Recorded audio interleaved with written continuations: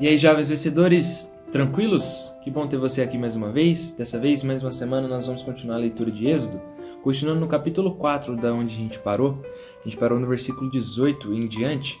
E eu queria então só ler o versículo 19. Moisés ele se encontra ali, depois de se encontrar com Deus, ele vai se encontrar com Arão nesse episódio aqui. E ele já está se preparando para ir lá para o Egito e para falar para o povo de Israel que Deus iria libertá-los. E para dizer para o faraó, olha, se o Senhor não deixar o meu povo ir, Deus vai trazer grande maldição sobre essa terra, porque ele veio resgatar o seu povo.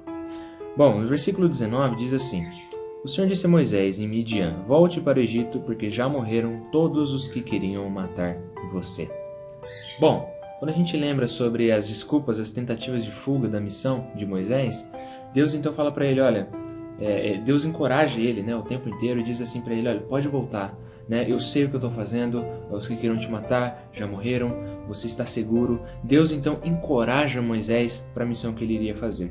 Se você continuar lendo, Moisés ele se apronta, Deus então enfatiza, olha, quando você voltar para o Egito, faça todos os milagres que eu falei para você fazer diante do faraó, só que o faraó não vai deixar vocês irem, também diga que Israel é o meu filho, que ele precisa deixar Israel ir para me adorar. Então quando a gente vê que Deus queria salvar o povo de Israel, libertá-los, ele tinha um objetivo. Ele sempre teve um objetivo em mente, que era o quê? Que eles fossem não apenas libertos da escravidão e da idolatria daquele lugar, mas que eles adorassem o único e verdadeiro Deus. John Piper já disse uma vez que Deus, ele não é egoísta porque ele não poupa de nós a coisa mais preciosa que existe em todo o universo. Sabe qual é? Ele mesmo. Deus, ele não poupou a si mesmo, antes entregou seu Filho, para que morresse no lugar dos pecadores, e que se cremos no nome dele, nós então podemos ter acesso a Deus.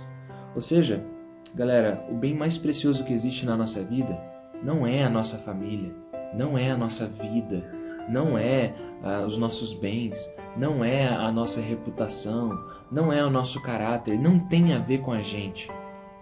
O maior bem que existe na face do universo é o próprio Deus. E Deus queria libertar o povo do Egito para que eles tivessem de novo a presença de Deus com eles. Então, quando a gente vê que ele chama Moisés, tem um episódio bastante curioso, que é a partir do versículo 24. E eu fiquei me indagando por que isso aconteceu, Se você for parar para pensar, é algo muito fora do senso, fora do comum. Olha o que diz ali versículo 24 do capítulo 4. Estando Moisés no caminho, numa estalagem, o Senhor o encontrou e quis matá-lo.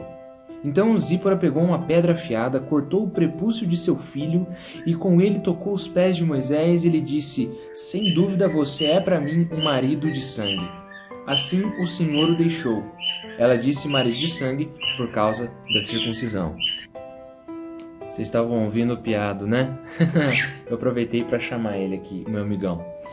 Bom, vocês já ouviram nessa parte da Bíblia que fala, nossa, Deus quis matar Moisés? Poxa, mas Deus não havia acabado de falar para Moisés, chamado Moisés, preparado Moisés e falado, você vai ser o libertador, você vai ser o meu instrumento ali e tudo mais. Por que de repente Deus quis matá-lo? Nós precisamos entender que aquela aliança que Deus fez com Abraão, separando o povo de Israel, ele disse o seguinte, olha, todo homem, todo menino, quando ele nascer, ao 8º dia, ele precisa ser circuncidado. Por quê? Porque isso era um sinal da aliança de Deus com aquele povo, que aquele povo era um povo diferente, um povo separado, um povo chamado a ser santo. Moisés, quando ele se casa com Zípora, a gente precisa lembrar que ele foi para Midian. Midian não era uma terra que servia ao Deus de Israel, ao Yahvé, Era uma terra idólatra. E Zípora vinha dessa descendência, ou seja, Zípora não servia a Deus, o Deus verdadeiro, pelo menos de início. E aí, por causa daquela prática, provavelmente ela achou uma prática muito grotesca, de cortar a pele do órgão genital masculino e tudo mais, como um símbolo e tudo mais. Ela achou, não faz isso Moisés, e Moisés acatou. Moisés não obedeceu a Deus. E muitas vezes, Deus nos chama para algo, nós estamos preparados para fazer a missão de Deus, mas nós estamos em pecado. E sabe, quando nós estamos em pecado, Deus ele não nos usa. Por quê? Porque o pecado, ele faz separação entre nós e Deus. Nós precisamos primeiro nos purificar para então fazer a obra de Deus. Essa é a ordem. A ordem é primeiro se arrepender e depois fazer a obra. Não fazer a obra não arrependido. Então, Deus veio aqui para matá-lo, né? Porque ele disse, todo aquele que não fizesse isso seria morto, não faria parte do reino. Provavelmente ele pegou alguma doença aqui, alguma coisa assim. Zípora então, né, na marra, pega lá e circuncida o seu filho. Então ela fala para Moisés, olha Moisés, o que você fez, né? Você é um marido de sangue. Então Moisés aprende a lição ali, eles obedecem a Deus, Deus então cessa aquela praga. Depois disso, nós vemos, depois que Moisés se arrepende e segue o caminho certo, ele vai para a missão e ele se encontra com Arão no deserto. E aí diz assim, que encontrando-o no monte de Deus, o beijou, e Moisés relatou a Arão todas as palavras do Senhor. Nós precisamos lembrar novamente que Deus, ele nunca nos deixa sozinhos. Ele nunca nos chama sozinhos para uma missão. Na realidade, ele chamou todos os seus filhos para a missão de pregar o Evangelho. E Moisés não estava sozinho, você não está sozinho, eu nunca vou estar sozinho. Deus nos chama para andarmos em conjunto, para andarmos em igreja. Muita gente que não quer, né? Tem muita gente que fala que gosta de Cristo, que ama Cristo, mas que anda sozinho. Bom, e para finalizar essa pequena mensagem de hoje, nós precisamos entender também que quando Moisés relatou, fez aqueles sinais para os anciãos, para o povo e tudo mais, olha o que acontece, versículo 31. E o povo creu. E quando ouviram que o Senhor havia visitado os filhos de Israel e visto a aflição deles, inclinaram-se e adoraram. Sabe, Warren Wiersbe já disse uma vez o seguinte, que a adoração é a reação lógica do povo de Deus à graça e à bondade de Deus. Ao saber que Deus estava preocupado com eles, que Deus iria resgatá-los, eles não tinham outra opção a não ser adorar ao Senhor.